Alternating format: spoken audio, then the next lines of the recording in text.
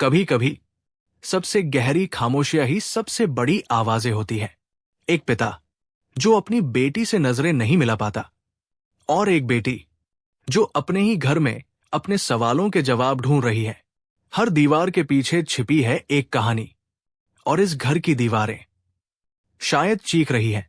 आज शुरू होती है एक ऐसी कहानी जहां प्यार, पछतावा और सच सब एक साथ टकराने वाले हैं।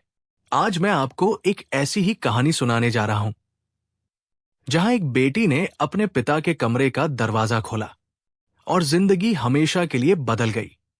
संध्या का वक्त था। पुराने घर की घड़ी ने 6 बजने का इशारा किया। टिक टिक। घर के आंगन में सूखे पत्ते हवा में उड़ रहे थे।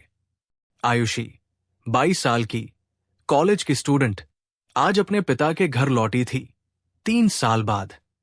उसकी मां अब नहीं रही थी, और उसके पिता विनय शर्मा एक रिटायर्ड स्कूल टीचर थे।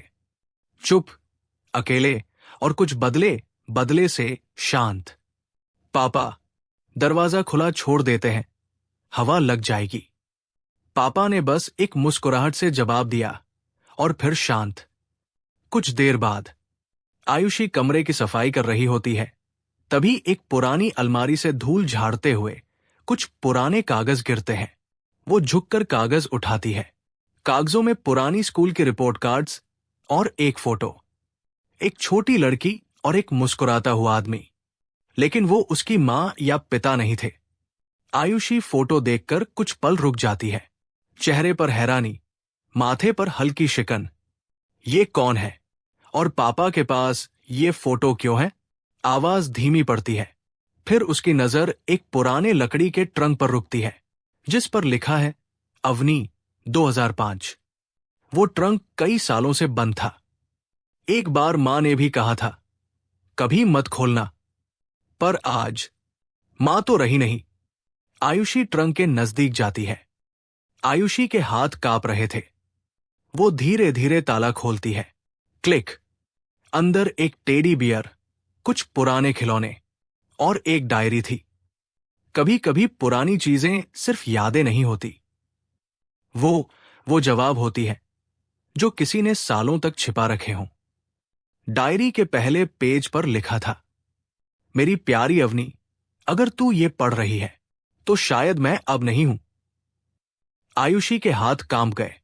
अवनी, ये कौन है और ये किसने लिखी है? पन्ने पलटते हुए उसे कुछ लाइंस मिली। मैंने गलती की थी, बहुत बड़ी गलती।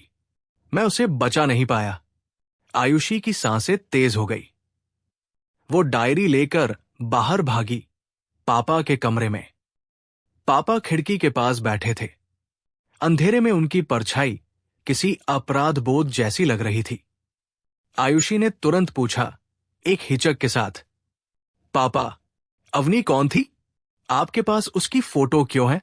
विनय शर्मा ने कोई जवाब नहीं दिया, बस धीरे से बोले, कुछ बातें वक्त से पहले जान लेना अच्छा नहीं होता, बेटा। आयुषी गुस्से में बाहर निकल गई, पर उसकी आंखों में अब डर था। कहीं उसके पापा ने कोई ऐसा राज तो नहीं छिपा रखा जो सब कुछ बदल दे? कहीं पापा ने अपने ही स्कूल की छात्रा के साथ कुछ गलत व्यवहार तो नहीं? छी, हे भगवान, ऐसा कुछ भी ना हो। रात के 2 बजे, जब घर में सब सो रहे थे, आयुषी ने वही डायरी फिर से खोली, और जो लिखा था अगले पन्ने पर, उसने उसकी पूरी दुनिया हिला दी। कभी कभी जो बातें हमारे अपने हमसे छुपाते हैं, वो किसी अजनबी के जख्म नहीं, हमारे ही अतीत का आईना होती है। उस रात आयुषी ने जब डायरी का अगला पन्ना खोला, तो उसे एहसास हुआ, उसके पापा सिर्फ उसके पिता नहीं, किसी और की कहानी के गुनहगार भी थे। रात के 2 बजे पूरा घर जब सन्नाटे में डूबा था, खिड़की से आती हल्की चांदनी डायरी के पन्नों पर गिर रही थी। आयुषी धीरे धीरे पन्ने पलट रही थी। उसकी उंगलियां कांप रही थी। हर शब्द जैसे उसके सीने में तीर की तरह उतर रहा था। डायरी के अगले पन्ने पर लिखा था, अवनी मेरी बेटी नहीं थी, पर मैं उसे अपनी जान से ज्यादा चाहता था। वो मेरी स्टूडेंट थी, 7 साल की थी, हंसमुख, मासूम। और एक दिन वो गायब हो गई। आयुषी की सांस रुक गई। स्टूडेंट गायब? क्या पापा पर कोई इल्जाम था? उसने अगला पन्ना खोला। पूरा स्कूल मुझे दोषी मानने लगा। पुलिस भी मुझ पर शक करने लगी। मैंने कहा था मैं निर्दोष हूं, लेकिन किसी ने यकीन नहीं किया। अवनी के घरवाले मुझे कातिल कहते रहे और मैं सिर्फ खामोश रहा। आयुषी के हाथों से डायरी गिर गई। वो सन्न रह गई। पापा और गुमशुदा बच्ची? क्या उसके पापा सच में किसी जुर्म में शामिल थे? सुबह का वक्त हुआ। पापा किचन में चाय बना रहे थे। आयुषी धीरे से उनके सामने आकर बैठी। पापा, आपसे कुछ पूछना है। अवनी कौन थी? विनय शर्मा ने पल भर के लिए आंखें बंद की, गहरी सांस ली, फिर कहा, वो मेरी जिंदगी की सबसे बड़ी सजा थी, बेटा। उनकी आंखों में दर्द था, लेकिन शब्दों में डर। मैंने उसे पढ़ाया था। उसके घरवाले गरीब थे। मैं उसकी पढ़ाई का खर्च उठाता था। लेकिन एक दिन स्कूल के बाद वो घर नहीं पहुंची। पुलिस ने मुझे ही आरोपी बना दिया।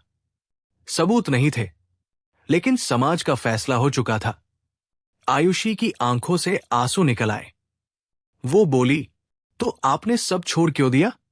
अपना नाम साफ क्यों नहीं किया? विनय बोले, कभी कभी सच बोलने के बाद भी कोई सुनता नहीं, बेटा। मैंने बस चुप रहना सीखा। आयुषी सोच में पड़ गई, लेकिन उसी वक्त उसकी नजर डायरी के पीछे रखे एक पुराने अखबार की कटिंग पर पड़ी। उस पर लिखा था, अवनी केस बंद, सबूतों की कमी के कारण। तारीख 17 अक्टूबर 2005। और उसी के नीचे लाल पेन से लिखा था, सच्चाई अभी दबी नहीं है। आयुषी अब चुप नहीं बैठने वाली थी। उसे यकीन था उसके पापा निर्दोष है, लेकिन जब उसने पुलिस रिकॉर्ड्स खंगाले, उसे जो मिला, उसने इस कहानी की दिशा ही बदल दी। कभी कभी सच्चाई ढूंढते ढूंढते हम झूठ की दुनिया में खो जाते हैं।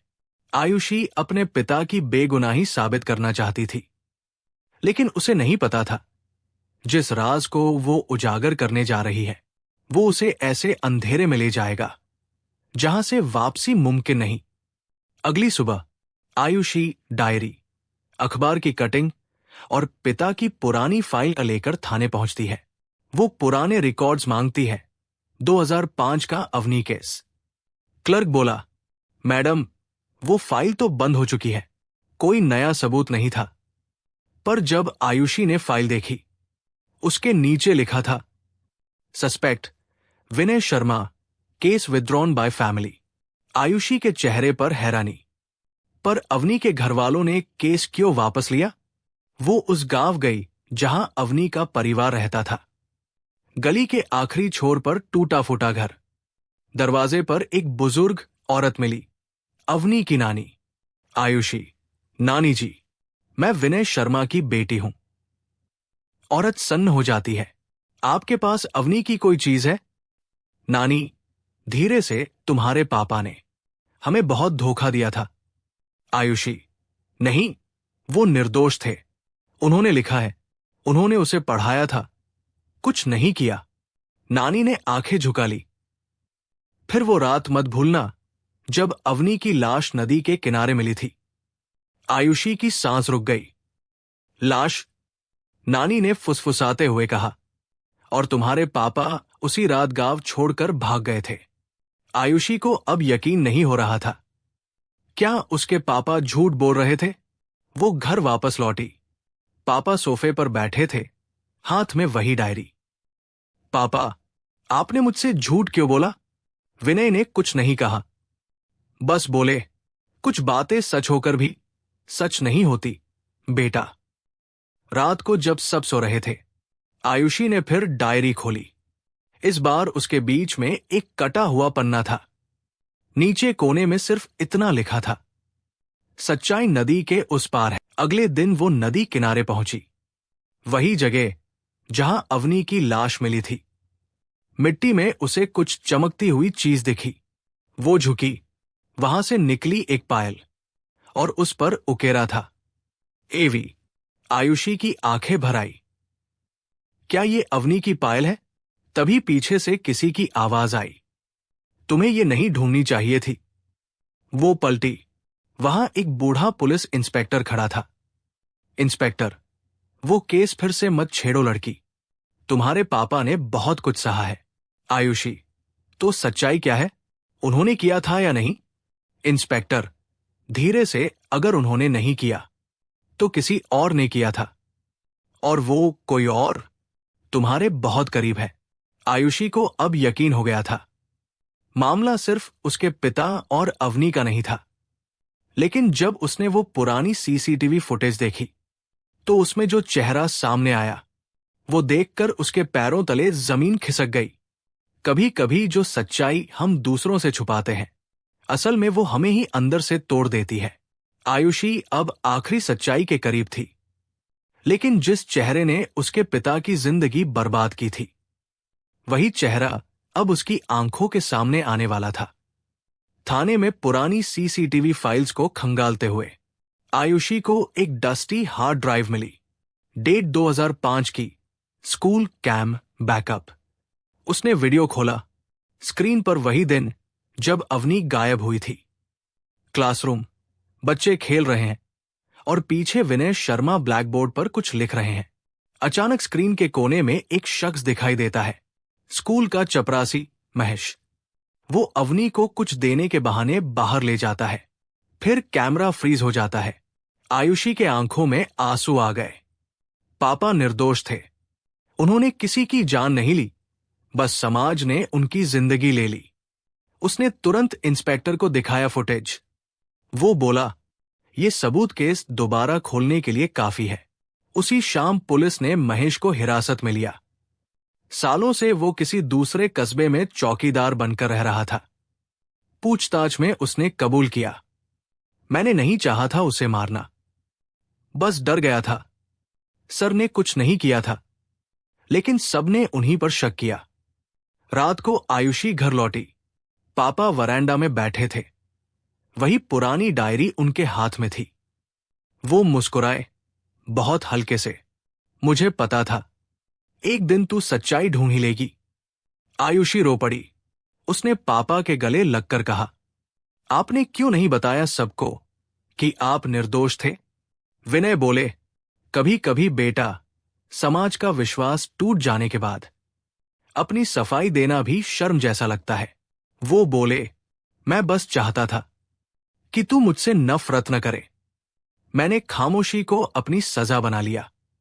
आयुषी ने पापा के हाथ थामे। पापा, अब सब जान जाएंगे कि आप गुनहगार नहीं, बल्कि एक बेगुनाह पिता थे जो समाज की सोच के शिकार बने। समाचार चैनलों पर खबर चली। 17 साल बाद विनय शर्मा निर्दोष साबित। स्कूल के बच्चों ने उनके नाम पर अवनी स्कॉलरशिप शुरू की। लोगों ने माफी मांगी, लेकिन विनय सिर्फ मुस्कुराए। माफी से ज्यादा सुकून उस सच्चाई में है जो अब सामने है। लेकिन जब सब कुछ शांत हुआ, आयुषी की आंखों में आंसू, लेकिन चेहरे पर दृढ़ता।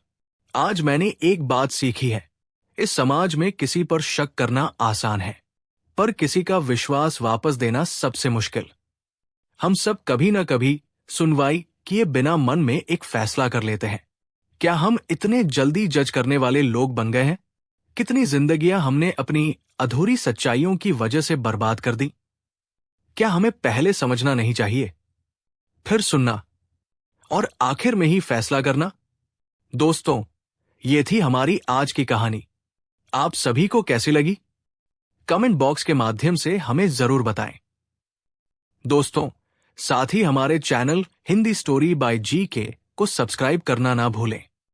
दोस्तों, मिलते हैं ऐसी ही दिल को छू लेने वाली कहानी के साथ। तब तक के लिए आप सभी का तहे दिल से धन्यवाद।